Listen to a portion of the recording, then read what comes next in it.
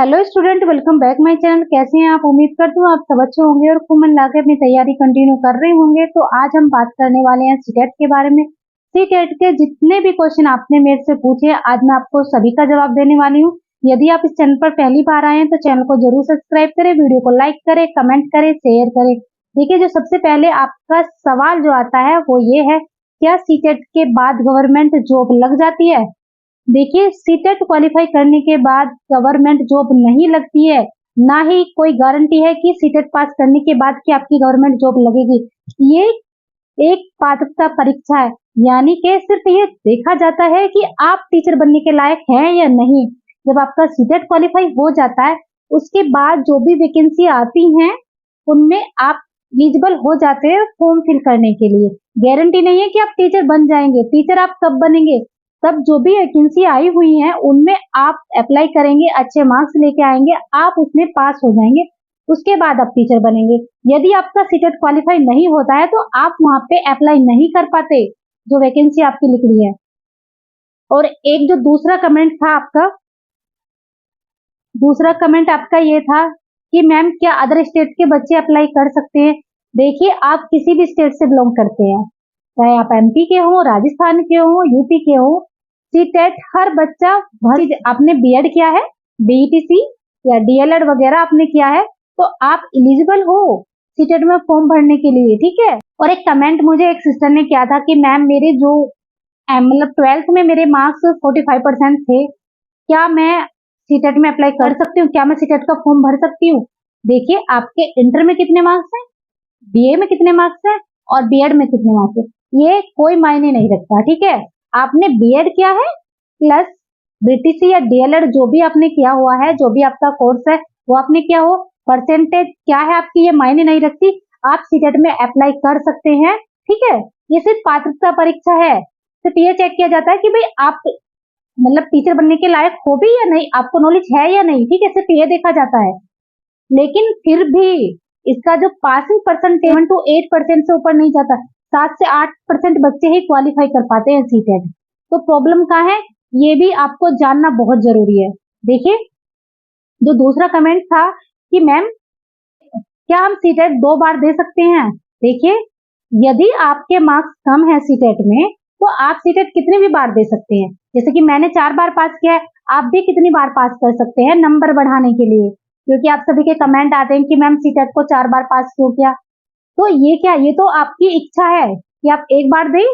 वैसे वैलिडिटी जो होती है वो लाइफ टाइम के लिए होती है, पहले तो 7 साल के लिए होती थी कि 7 साल के लिए आपका सीटेट वैलिड रहेगा, लेकिन अब तो लाइफ टाइम के लिए रहती है। अब आपको दोबारा सीटेट देने की आवश्यकता नहीं है, आप एक बार सीटेट क्वालिफाई करके भी फॉर्म फिल कर सकते हैं। यदि आपको ऐसा लगता है कि मेरे मार्क्स कम है, मार्क्स इंक्रीज करने हैं, तो आप दोबारा भी दे सकते हैं, ठीक है। ये आपका हो गया।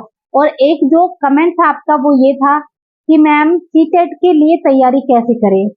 देखिए, यदि आप पहली बार सीटेट दे रहे हैं या फिर अभी आपने जो जुलाई वाला सीटेट दिया उसमें आप फेल हो गए हैं तो कोई बात नहीं। आपको प्रॉब्लम कहाँ है, अब आप खुद सोचिए।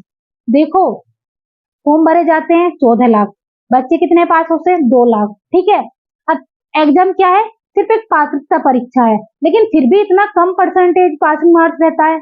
आखिर क्यों? क्योंकि बच्चों को जो स्ट्रेटेजी होती है, स्मार्ट स्ट्रेटेजी, वो नहीं अपनाते हैं। सबको पता है कि सीटेट के लिए हमें एनसीईआरटी पढ़नी है, लेकिन और ये भी पता है कि बुक भी अवेलेबल होती है। ऐसा तो है नहीं कि भी एनसीईआरटी बुक आपको कहीं विदेश से लेके आनी पड़ेगी। एनसीईआरटी बुक आपको किसी भी बुक स्टोर पर मिल जाएंगी, ठीक है। बहुत नॉर्मल बुक है, हर स्कूल में एनसीईआरटी चलती है आजकल, तो सभी स्कूल वाले एनसीईआरटी चलाते हैं अपने वहाँ, आप पढ़ सकते हैं एनसीईआरटी। लेकिन जब बात रिजल्ट की आती है सीटेट की, और आप देखेंगे यूट्यूब पे भी दुनिया भर की क्लासें आपको मिल जाएंगी, ठीक है। अगर बात करें हम एनसीईआरटी, आपको एसएसटी सब्जेक्ट और एनवायरमेंट के लिए यदि आपको एनसीईआरटी पढ़नी है, अगर आप देखेंगे 2019 जो सीटेट का लेवल है वो थोड़ा और अप हो गया है, यानी कि पहले से ज्यादा हाई लेवल के क्वेश्चन आपसे पूछे जाने लगे हैं। पहले जब ऑनलाइन आपका पेपर होता था, जब 13-14 लाख बच्चे अप्लाई करेंगे तो उनको अरेंजमेंट भी तो करना पड़ेगा ना एग्जाम कराने के लिए, तो लगभग 1 महीने आपका पेपर चलता था, ठीक है। अब उसमें क्या था कि हर बार पेपर सेट करना, तो एक प्रॉब्लम होती थी क्वेश्चन कहाँ से बनाए जाए, ठीक है।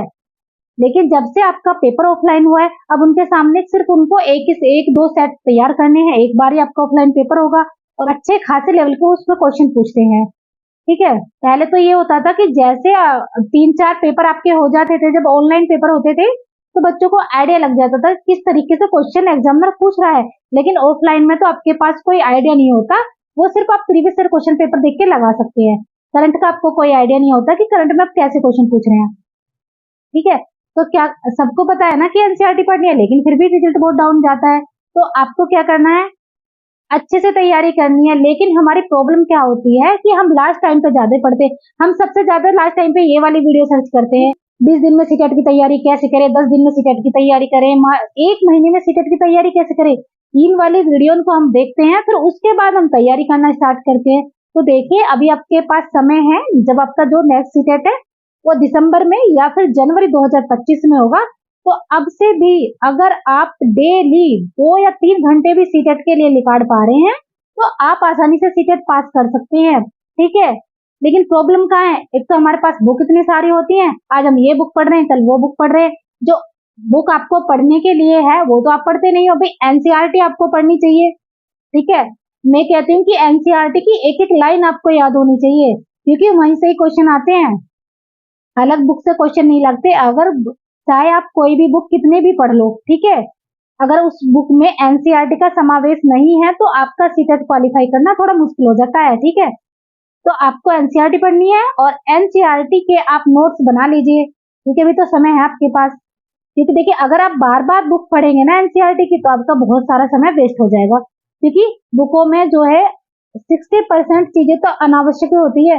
मेन जो पॉइंट आपको आप लिख लीजिए। ठीक है, तो 10 पेज का अगर कोई आपका चैप्टर है तो आप उसे 2 पेज में लिख सकते हैं बहुत आराम से, और उसे पढ़ने में भी आपको आसानी रहेगी। और जब आप उसका रिवीजन करेंगे तो टाइम भी बहुत कम लगेगा। तरीके से आपको अपना टाइम बचाना है, एनसीईआरटी के नोट्स बनाने हैं, और सबसे ज्यादा आपको अपनी सीडीपी पे फोकस करना है। ठीक है, और सीडीपी को आपको रटना नहीं है, क्योंकि रटने वाले क्वेश्चन अब नहीं पूछे जाते। वो पहला टाइम था जब बच्चे ऐसे रट के चले जाते थे और क्वेश्चन कर आते थे। अब तो बहुत अच्छा खासा लेवल पूछा जाता है सीटेट का, और वो सिर्फ हमारी बेस मतलब अंडरस्टैंडिंग पे बेस होता है। और टाइम मैनेजमेंट इसमें बहुत जरूरी है, क्योंकि काफी लॉन्ग पेपर होता है, 2.5 घंटे आपको एग्जाम में मिलते हैं। ठीक है, लेकिन वो 2.5 घंटे भी कम पड़ जाते हैं स्टूडेंट को। और आप क्या करते हैं, टेस्ट लगाते नहीं है तो प्रैक्टिस भी नहीं होती। जब हम मॉक टेस्ट लगाते हैं तो हमें प्रैक्टिस हो जाती है क्वेश्चन सोल्व करने की। ज्यादा से ज्यादा टाइम वेस्ट नहीं करना, डेली आपको अपने जो प्रीवियस ईयर क्वेश्चन है उनकी प्रैक्टिस करनी है। 2011 से अब तक बहुत सारे पीवाईक्यू हो चुके हैं, जब आप उनकी प्रैक्टिस करेंगे तो आपको पता लग जाएगा कि क्वेश्चन पूछे कहाँ से जाते हैं और एनसीईआरटी आपको कितनी जरूरी है पढ़नी। उसके साथ साथ सीडीपी का कितना अच्छा खासा वेटेज सीटेट में है, सबसे ज्यादा अगर क्वेश्चन पूछे जाते हैं तो सीडीपी के ही पूछे जाते हैं। ये सारी चीजें आपको तभी पता लगेगी जब आप पीवाईक्यू कर लेंगे। और उसके बाद डेली आपको 3 से 4 घंटे निकालने हैं अपने सीटेट के लिए। और जल्दी जब आपका सीटेट क्वालिफाई हो जाएगा तो आप नेक्स्ट एग्जाम, जब आपका सीटेट क्वालिफाई हो जाएगा तो आप नेक्स्ट जो एग्जाम है उसकी तैयारी कर सकते हैं। वरना आप सीटेट में ही लगे रहेंगे और कई साल, फिर एक तो वैकेंसी यहाँ पे इतनी कम आती है, फिर आपके कई साल आप और पीछे हो जाएंगे और कंपटीशन आपके टाइम पे हाई हो जाएगा। तो आपको क्या करना है, ये आपका लास्ट अटेम्प्ट होना चाहिए, यानी कि आपको तैयारी इस तरीके से करनी है कि ये मेरा लास्ट अटेम्प्ट है और इसके बाद मुझे सीटेट का पेपर नहीं देना और अच्छे मार्क्स के साथ मुझे अपना सीटेट क्वालिफाई करना है। ये तभी होगा, तब एक प्लानिंग बना के आप एक स्मार्ट स्टडी अपनाकर अपनी सीटेट की तैयारी करेंगे। और जितने भी सीटेट से रिलेटेड आपका कोई भी कमेंट है आप मुझे कर सकते हैं, कोई भी क्वेरी है आपकी सीटेट से रिलेटेड आप मुझे कमेंट कीजिए, मैं आपको जवाब दूंगी। तो वीडियो पसंद आए तो चैनल को जरूर सब्सक्राइब करना, वीडियो को लाइक करना, कमेंट करना, शेयर करना और डेली कंटिन्यूटी मेंटेन करके अपनी पढ़ाई आपको रेगुलर करनी है। ठीक है, पढ़ाई क्या करनी है, रेगुलर करनी है, आपको बीच में गैप नहीं लेना। तो आई होप कि आपको ये वीडियो जरूर पसंद आई होगी। वीडियो पसंद आए चैनल को जरूर सब्सक्राइब करना। थैंक